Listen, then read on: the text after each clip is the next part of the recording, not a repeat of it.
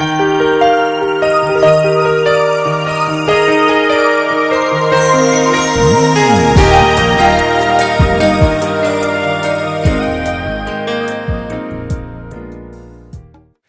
제목을 같이 읽겠습니다. 시작. 우리는 하나님의 기쁨을 위해 계획되었다.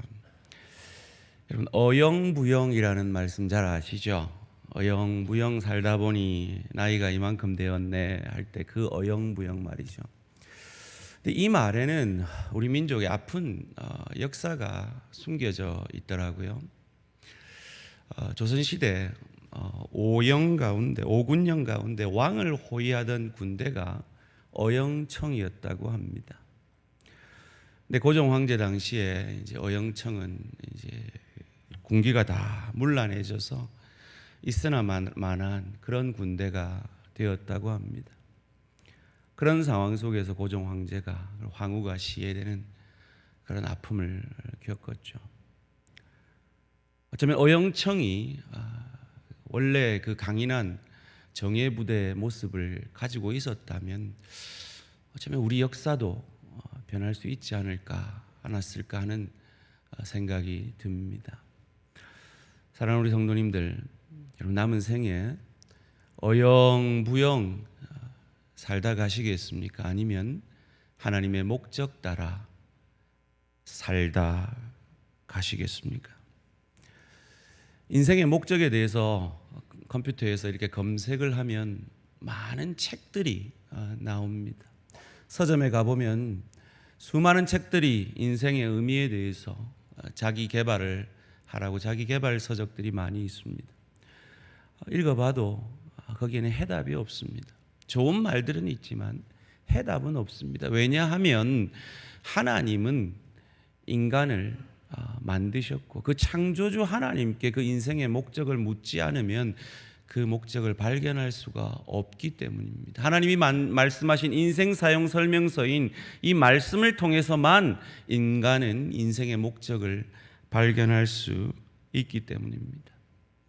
로마서 11장 오늘 본문 바로 직전에 로마서 11장 36절은 이렇게 말합니다. 이는 만물이 주에게서 나오고 주로 말미암고 주에게로 돌아감이라. 그러기에 그에게 영광이 세세 있을지어다. 하나님이 이 땅을 우리를 만드셨기 때문에 하나님께 영광을 돌리는 삶, 그 삶이 인간의 첫 번째 목적이라는 것입니다. 여러분 성경은 원래 장과 절이 없었습니다. 찾기 좋고 함께 읽기 좋으라고 장과 절을 넣은 것이죠. 그런 의미에서 오늘 본문 12장 1절은 바로 그 말 이어서 나오는 말입니다. 함께 읽을까요? 시작. 그러므로 형제들아 내가 하나님의 모든 자비하심으로 너희를 권하노니 너희 몸을 하나님이 기뻐하시는 거룩한 산 제물로 드리라. 이는 너희가 드릴 영적 예배니라. 아멘. 하나님이 이 땅을 만드셨고 그래서 우리를 만드신 목적이 예배라면 그 영적 예배를 드리는 것이 우리의 첫 번째 목적이다라고 말하고 있습니다. 우린 지난 7일 동안 우리가 하나님을 위해 존재함을 이 세상에 내가 왜 존재하는지라는 이 질문 속에서 깨달아 알았습니다. 하나님 5가지 목적을 주셨는데 그 첫 번째 목적인 예배에 대해서 오늘 말씀을 함께 나누기를 원합니다. 요한계시록 4장 11절은 말합니다. 우리 주 하나님이여 영광과 존귀와 권능을 받으시는 것이 합당하오니, 다른 말로 예배 받으시는 것이 합당합니다. 왜냐하면 주께서 만물을 지으셨고 만물이 주의 뜻대로 있고 또 지으심을 받았기 때문입니다 라고 말하고 있습니다. 우리 교육자들 가운데 새로 별명이 생긴 우리 교육자 한 분이 계십니다. 그 별명이 김할머니입니다. 누군지 아시겠죠? 우리 손녀를 본 우리 김순화 전도사님의 별명인데요. 오늘 가시기 전에 만나시면 김할머니 한번 불러주십시오. 이분이 요즘 새로운 취미가 생겼답니다. 주무시기 전에 그 아들이 보내준 그 주화라고 하는데요. 자기들 말로는 뚜아라고 한답니다. 주와 그 동영상을 보면서 막 입이 귀에까지 걸려가지고 해피 하면서 주무신답니다. 우리 할아버지 할머니들 무슨 말인지 다들 경험해서 아시죠? 사랑하는 성도님들, 하나님이 저와 여러분을 바라보시며 그런 마음으로 기뻐하고 계심을 믿으시기를 주님의 이름으로 축원합니다. 우리 지난 부흥회 때 했던 거 한번 다시 합시다. 한쪽 눈 가리시고 옆에 사람에게 고백합시다. 당신에게 한눈에 반했습니다. 왜 우리가 서로에게 이래야 됩니까? 하나님이 우리를 보시기에 그토록 기쁘게, 이쁘게, 사랑스럽게 보신다는 것입니다. 할아버지 할머니가 손자 손녀를 보면서 자기도 모르게 미소 지어지듯이 하나님이 저와 여러분을 보면서 당신도 모르게 미소 지어지. 하나님이 보시기에 아까운 존재가 바로 저와 여러분이라는 것입니다. 그런데요, 저희 아버지는 6남매를 낳으시고 그 6남매를 통해서 6남 6녀를 낳았어요. 손자 손녀가 6남 6녀입니다. 하도 많다 보니까 그렇게 자주 얘기하셨어요. 아이고 손자 손녀들 집에 오면 반갑고 가면 더 반갑다. 우리 할아버지 할머니들 무슨 말인지 아시죠? 오면 잠시 반가운데 놀아줘야 되고 또 같이 이렇게 봐줘야 되니까 가면 어찌 그리 반가운지. 그런데 우리 하나님은요, 우리를 지겨워도 안 하시고 힘들어도 안 하시고 우리를 향하여서 신묘막측하다, fearfully wonderful, 두렵도록 아름답다라고 말씀해 주신다는 겁니다. 그러기에 우리 인생의 첫 번째 목적은 하나님을 예배하는 것입니다. 하나님은 우리를 사랑하시기 위해 우리를 만드셨고 우리를 사랑하셨기에 우리의 사랑을 원하십니다. 하나님은 우리를 기뻐하시기에 우리도 하나님을 기뻐하기를 원합니다. 그래서 예수님은 한 청년에게 인생의 가장 큰 목적은, 가장 첫째되고 가장 큰 계명은 마음과 목숨과 뜻을 다해 주 하나님을 사랑하는 것이다 라고 가르쳐 주셨습니다. 우리 하나님을 마음과 뜻을 다해 사랑하시는 우리 모든 성도님들 되시기를 주님의 이름으로 축원합니다. 왜요? 하나님이 마음과 뜻과 목숨을 다해 우리를 사랑해 주셨기 때문입니다. 우리가 하나님을 알고 하나님을 사랑하는 것을 예배라고 말합니다. 그래서 바울은 이 사랑받은 우리에게, 그러므로 내가 하나님의 모든 자비하심으로 너희에게 권한다 형제들아, 너희 몸을 거룩한 산제사로 드리라. 이것이 너희에 드릴 마땅한 영적 예배다라고 말씀하십니다. 오늘 이 본문을 통하여서 예배가 무엇인지 세 가지로 함께 은혜를 나누기를 원합니다. 첫째로, 예배는 하나님의 사랑에 대한 우리의 반응입니다. 우리가 먼저 하나님을 사랑한 것이 아니라 하나님이 우리를 먼저 사랑해 주셨습니다. 그래서 오늘 바울도 예배를 말하기 전에 내가 하나님의 모든 자비하심으로 너희를 권한다라고, 그 자비가 먼저였음을, 하나님의 사랑이 먼저였음을 우리에게 가르쳐 줍니다. 그것을 요한일서 4장 19절에서는 우리가 사랑함은 그가 먼저 우리를 사랑하셨음이라 라고 말하고 있는 것입니다. 우리가 아직 죄인 되었을 때 그리스도 예수께서 우리를 위하여 죽어주심으로 우리를 향한 하나님의 사랑을 확증하여 주셨습니다. 우리가 그 사랑을 먼저 받았기 때문에 하나님은 우리에게 그 사랑을 받기를 원하시는 겁니다. 예배는 우리가 받은 것을 하나님께 돌려드리는 것입니다. 하나님이 먼저 생명과 뜻을 다하여 우리를 사랑하여 주셨기 때문에 그 사랑받은 우리가 하나님에게 생명과 뜻을 다하여 사랑하기를 원하시는 겁니다. 우리 어르신들은 그냥 중매로 얼굴도 안 보고 혹은 한 번 보고 두 번 보고 그냥 결혼을 하셨겠지만 우리 젊은 세대들은 결혼하기 전에 얼마나 많은 데이트를 합니까? 사랑하는 사람을 만나러 갈 때 어떻게 합니까? 옷을 몇 번이나 갈아입고 맛집 검색해서 어디서 맛있는 거 한번 먹여주고 분위기 좋은 카페를 가가지고 어떻게 해서는 좋은 시간을 가지려고 어떤 말을 해줄까 준비하고 그리고 예배가 아니라 그 데이트에 나가잖아요. 우리 성가대 오늘 어떤 마음으로 성가대 자리에 앉아 계십니까? 어떤 마음으로 연습하셨고 어떤 마음으로 나오셨습니까? 오늘도 내가 최선으로 하나님 앞에 찬양해야지 준비하고 나오셨습니까? 아니면 아이고 오늘도 찬양해야 되네 이라고 나오셨습니까? 그럼 어떻게 우리가 하나님께 이 사랑을 표현할까요? 우리 모든 교인들의 성지 온천천을 걸으시면서 하나님 감사합니다. 감사합니다. 이러고 하나님 앞에 사랑을 한번 표현해 보십시오.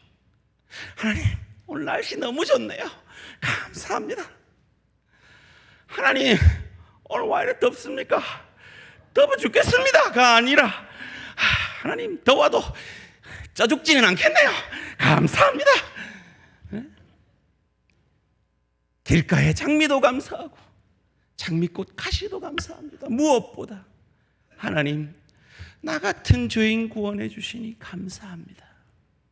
감사로 하나님 앞에 예배 드리는 우리 모든 성도님들 되시기를 주님의 이름으로 축원합니다. 여러분 우리가 왜 주일날 주일 성수를 목숨보다 귀하게 여기는 줄 아십니까? 주님이 부활하신 그 부활 때문에 우리가 살아났기 때문입니다. 구원을 받았기 때문입니다. 천국 백성 되었기 때문입니다. 그 은혜에 감사하여 드리는 예배가 오늘 이 주일 예배인 것입니다. 그런 의미에서 오늘 이 한국 사회에 많이 늘어난다고 하는 그 가난한 성도들 뭔지 아시죠? 거꾸로 하면 교회 안 나가는 성도들. 예수는 믿는데요. 하나님은 사랑한대요. 근데 그분들은 어떻게 하나님께 사랑을 표현하는지 모르겠어요. 종은 울려야 종이고 사랑은 표현해야 사랑이라고 하는데 많이 봐줘서 그분들이 텔레비로 온라인으로 예배 드린다고 쳐요. 그걸 하나님께 영광 돌린다고 쳐요. 그러면 나머지는 어떻게 할 거예요? 교제는 어떻게 할 거예요? 훈련은 어떻게 할 거예요? 섬기고 사역하고 봉사하는 건 어떻게 할 거예요? 나아가서 내만 잘 믿으면 되나요? 하나님이 영광 받으시는 건 전도를 통해 선교를 통해 영광 받으시는데 그건 어떻게 할 거냐 말이에요. 그런 의미에서 주의 교회에 나아오시고 훈련받기 원하시고 목장 통해서 교제하기 원하시고 섬기고 봉사하시고 전도하고 선교하는 여러분들을 하나님이 기뻐 받으시는 줄 믿습니다. 두 번째로 예배는 우리 자신을 드리는 것입니다. 오늘 바울은 생각으로 드리라고 하지 않습니다. 너희 몸을 거룩한 산제사로 드리라고 말합니다. 여러분 헌심 아니고요. 헌신입니다. 나 하나님 사랑해요. 하나님께 감사해요. 그럼 몸이 따라가야 한다는 거예요. 몸을 바쳐야 한다는 거예요. 그런데 여러분 참 정직하게 오늘 이 로마서 12장 1절 보면 좀 잔인하지 않나요? 그 뜨거운 제단에 우리 몸을 바치래요. 저는 트라우마가 있어요. 제가 사직 운동장 앞에 살았거든요. 어릴 때부터. 사직 운동장이 지어지기도 전에 제가 여기 살았어요. 사직 운동장이 공터일 때 제가 야구를 하러 나갔다가 끔찍한 장면을 봤어요. 어떤 아저씨가 산 개를 불로 태우는 장면을 봤어요. 그래서 제가 우리 교인들이 보신탕 먹으러 가자면 안 갑니다. 근데 그런 잔인한 명령을 우리한테 하시잖아요. 하나님 지금 내 형편이 어떤지 아세요? 지금 코로나19 겁나 죽겠는데 예배하러 나오라고요. 시간도 없는데 구역 모임하러 나오라고요. 아따 15년 전에 받았는데 또 훈련 받으라고요. 머리도 안 들어가는데 돌인데, 내 무릎 수술에 아픈데 봉사하라고 사천 가서요. 내 믿기도 바쁜데 전도하라고요. 내 쓰기도 없는데 선교하라고요. 잔인한 것 같지 않아요? 그런데 그 잔인한 일을, 저 하늘 보좌를 버리고 인간이 지렁이가 된다는 것보다 더 상상할 수 없는 낮아짐, 하나님이 인간이 되셔서 우리가 늘 지는 사탄의 시험을 우리 대신 이겨주시고, 죄도 없는 그 양반이 인간의 대표자인 그 세례요한에게 죄를 덮어쓰는 세례를 받으시고, 죄 없는 그분이 십자가상에서 억울하게 우리 죄를 자기 죄라고 억울하게 죽음을 당하고 사흘 만에 부활하셔서 저와 여러분이 살아나지 않았습니까? 그 하나님이 우리에게 요구하시는 그 명령이라면, 내가 나를 사랑하는 것보다 더 사랑하시는 그분이 내게 요구하시는 인생의 목적이라면, 그 목적을 이루면 그분이 우리를 손해보게 하시겠냐고요.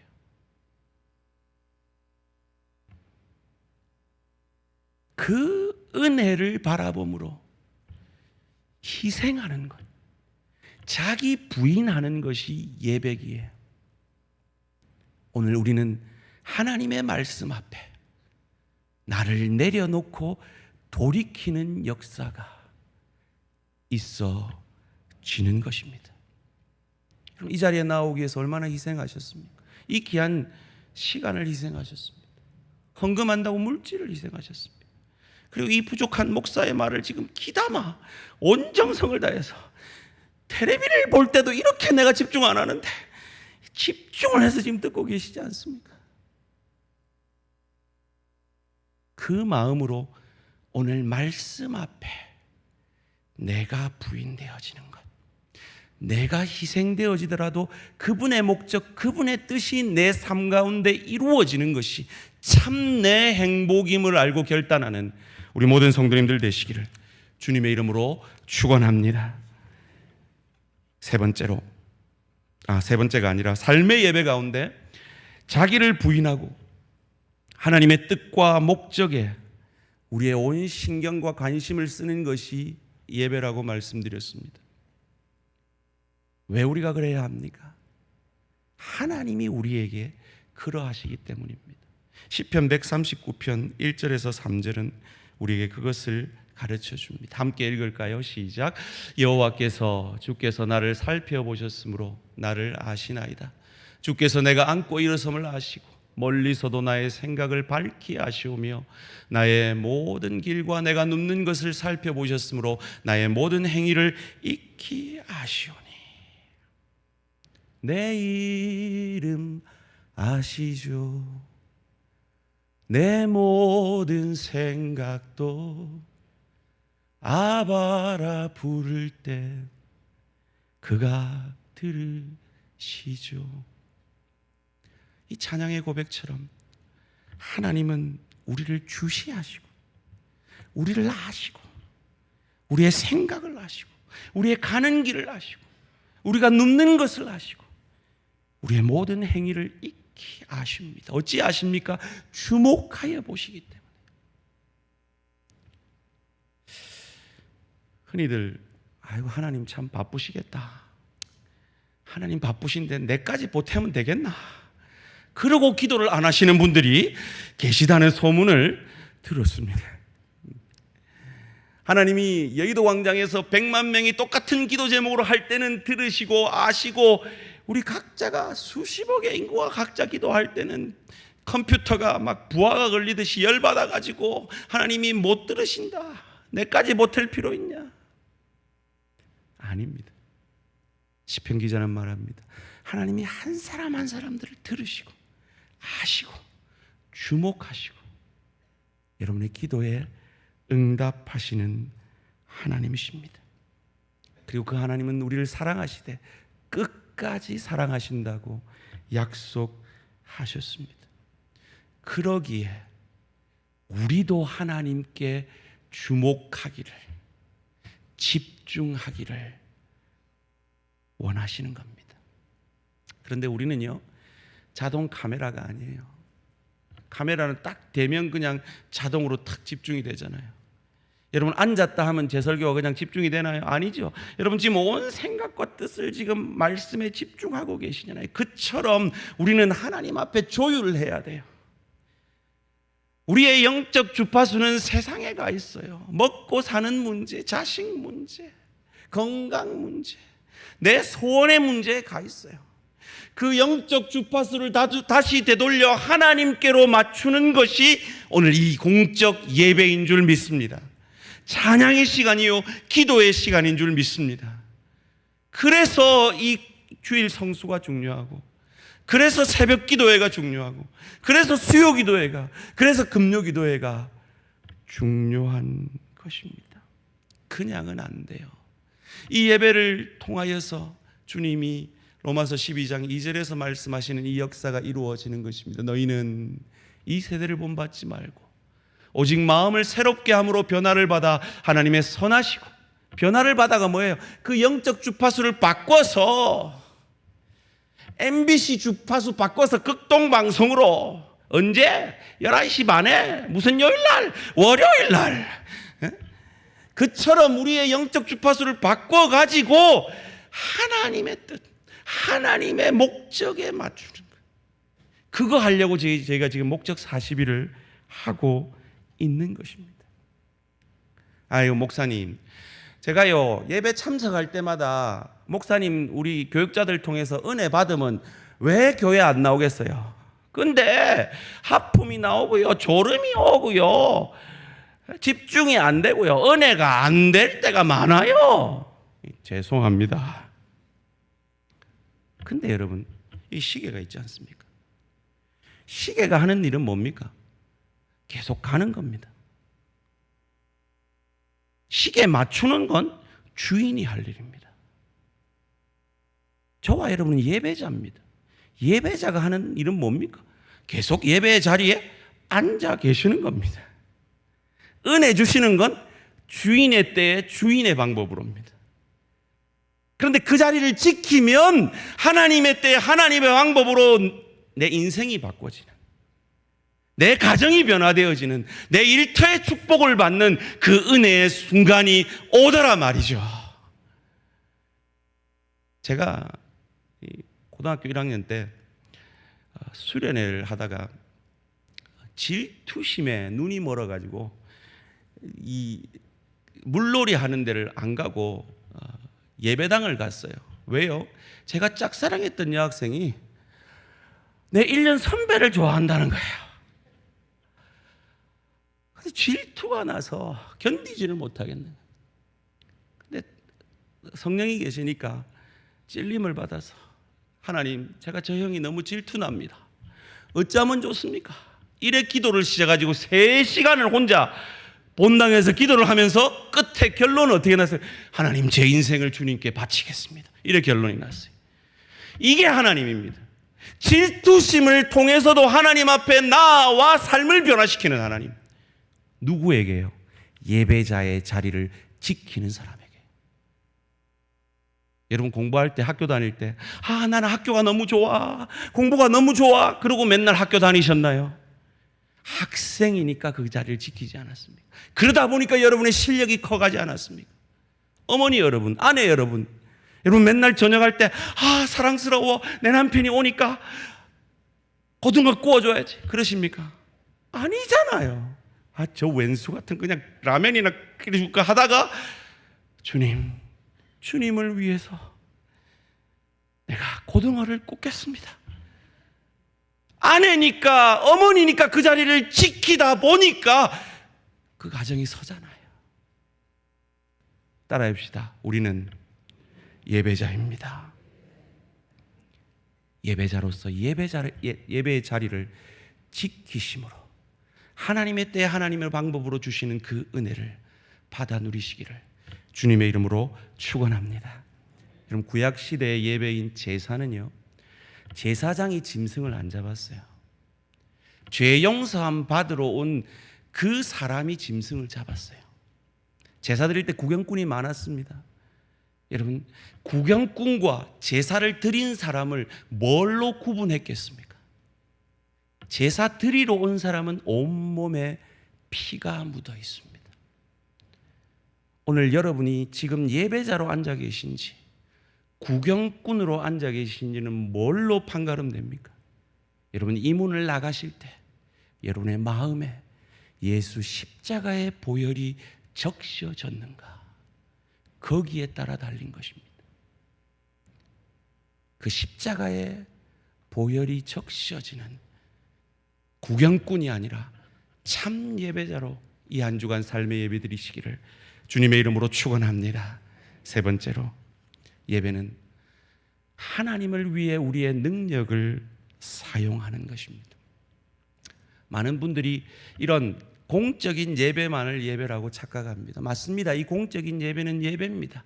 하나님께 우리의 영적 주파수를 맞추고 하나님께 영광을 돌림으로 하나님이 주시는 그 은혜를 받게 되어지는 예배.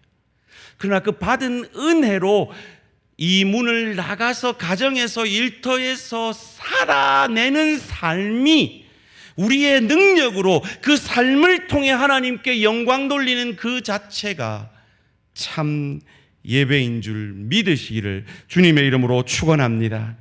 그러기에 무슨 일을 하든지 죽게 하듯 하시기를 주님의 이름으로 축원합니다. 여러분, 아멘 하셨는데요, 진짜 여러분이 그렇게 믿고 사시면 여러분의 삶은 변화됩니다.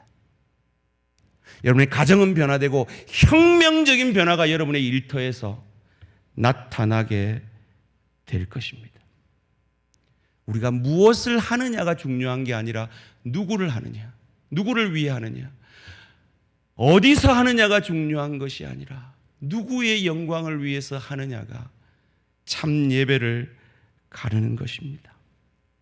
여러분이 사업을 하십니까? 하나님, 이 사업 주의 영광을 위해 합니다. 그러면 여러분 예배 드리는 겁니다. 여러분 선생님이십니까? 주를 위해 가르칩니다. 예배입니다. 학생이십니까? 주를 위해 공부합니다. 예배입니다. 설거지를 하십니까? 주를 위해 설거지합니다. 예배입니다.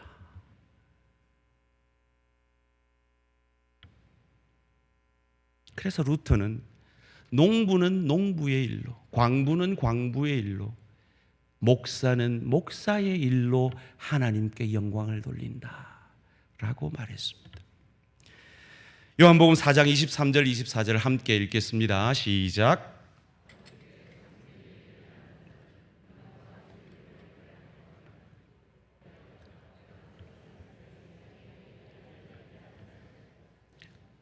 하나님은 영이시니 예배하는 자가 영과 진리로 예배할지니라. 아멘. 우리가 예배 때마다 듣는 말씀이죠. 이 말씀의 배경은 이렇습니다. 사마리아 여인이 예수님을 만났을 때 이렇게 묻죠. 우리는 이 산에서 예배하고 당신들은 예루살렘에서 예배한다는데 뭐가 맞습니까? 묻습니다. 여로보암과 르호보암이 갈라져서 열지파가 북이스라엘이 되죠. 그래서 여로보암이 이 열지파들이 예루살렘 때문에, 성전 때문에 마음이 뺏길까봐 성소를 단과 베델에 만듭니다. 그들은 거기서 예배를 드린 것이죠. 근데 예수님의 답이 재밌습니다. 예루살렘에도 말고 이 산에서도 말고 너희가 아버지께 예배할 때가 온다. 그러면서 하신 말씀이 영과 진리로 예배할지니라 라고 말하는 것입니다. 무슨 말입니까? 장소가 중요한 게 아니라는 겁니다. 어떤 마음으로 누구를 위해서 그 행동을 하는가, 그 일을 하고 있는가, 그것이 예배를 가르는 것입니다. 그런 의미에서 저와 여러분이 하고 있는 이 목적 40일의 열매는 여러분의 가정에서 맺혀져야 합니다. 여러분의 일터에서 맺혀져야 하고 여러분이 만나는 사람들과의 관계에서 맺혀져야 하는 것입니다. 저와 여러분이 알든 모르든 우리 모두는 다 예배자입니다. 왜냐하면 하나님이 우리 안에 예배라는 DNA를 심어 주셨기 때문입니다. 여러분이 하나님을 예배하지 않으면 그 에너지로 뭔가 다른 것을 예배하고 있는 것입니다. 여러분이 하나님의 목적과 하나님의 뜻에 주목하고 거기에 여러분을 들이지 않으면 여러분은 뭔가 다른 것을 예배하고 있는 것입니다. 그것을 성경은 우상 숭배라고 말합니다. 여러분이 여러분의 능력과 여러분의 관심을 하나님께 쏟아붓는다면 이 고백을 하시게 될 겁니다. 하나님은 너에게 집중하고 계시고 하나님은 우리들 삶의 구석구석을 기뻐하신다. 이것을 알게 될 겁니다. 사랑하는 성도님들, 지난 한 주간에 여러분의 시간, 물질, 집중된 관심을 어디에 쏟으셨습니까? 물론 우리 성도님들은 목적 40일에 쏟으신 줄 믿습니다. 그런데 혹 하나님의 관심이 아니라 지나치게 세상 것에 집중하신 분은 없으십니까? 수단이 되어져야 될 게 목적이 되어지신 분은 없으십니까? 하나님 말씀하십니다. 나 외에 다른 신을 두지 말라. 또한 바울은 고린도후서 5장 9절에서 이렇게 말합니다. 함께 읽습니다. 시작.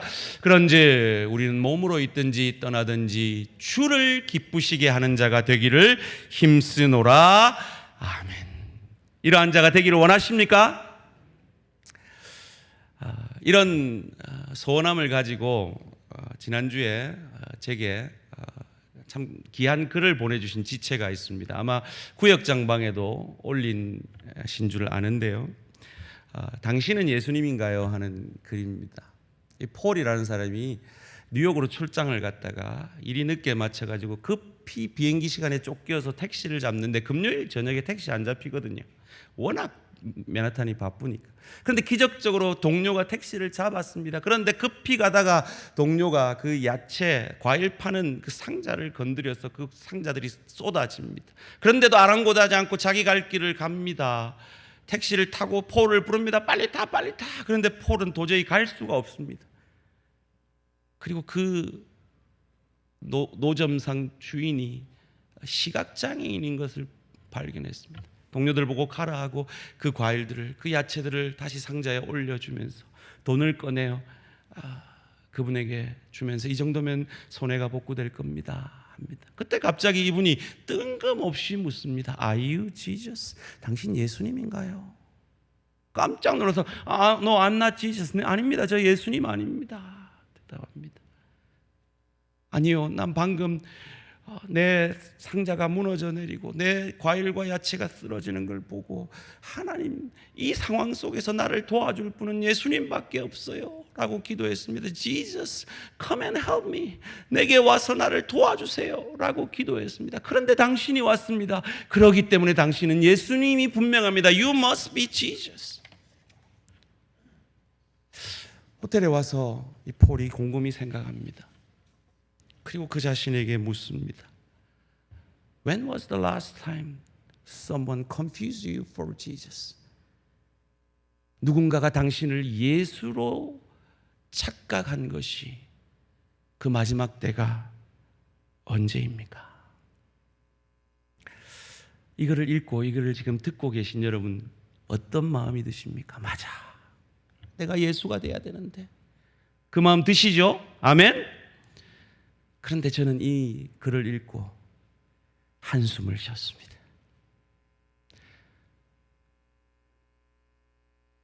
예수를 믿는다는 건요, 폴이 되기보다 폴의 동료가 되고 수많은 사람들이 그 길을 지나갔지만 단 한 명도 도와주지 않았던 그 사람 같이 되는 경우가 훨씬 많습니다. 한숨과 절망과 눈물을 흘리며 가는 길이 예수 믿는 길이고 예수 따라가는 길입니다. 나는 기뻐요, 정말 기뻐요, 이러고 가는 길이 아닙니다. 절망합니다. 실망합니다. 나는 왜 이 글에 폴같이 되지 않을까 낭망합니다. 다짐해봤잖아요. 그런데 안 돼요. 쓰러져요. 넘어져요. 감당이 안 됩니다. 그런데 넘어설 힘은 없지만 이 길을 포기할 수는 없다. 이게 예수 믿는 삶입니다. 제가 그거를 읽었을 때 마침 제가 존경하는 목사님 설교를 듣고 있었는데 그분이 이런 책을 하나 소개해 줍니다. 빅터 프랭클이라는 분이 쓴 죽음의 수용소라는 책입니다. 나치 지하에 유대인들이 언제 죽을지 모르는 그 죽음의 상황 속에서 매일매일 건강하지 않으면 노동을 제공할 수 없으면 가스실로 가버리는 그 현실 속에서 버텨내어 살아난 이 빅터 프랭클이라는 이 정신과 의사가 사람들이 그에게 묻습니다. 어떻게 살아냈습니까? 그때 그가 말합니다. 눈물과 한숨으로 살아냈습니다. 생을 포기한 사람은 울지 않는데요. 웃는데요. 때려도 웃고 총을 대도 웃는데요. 그런데 살려는 사람은 웁니다. 절망합니다. 한숨 짓습니다. 그러나 다음 날 일어나 또 살아내려고 그 물 한 줌, 그 들어온 물 한 줌으로 자기를 꾸밉니다.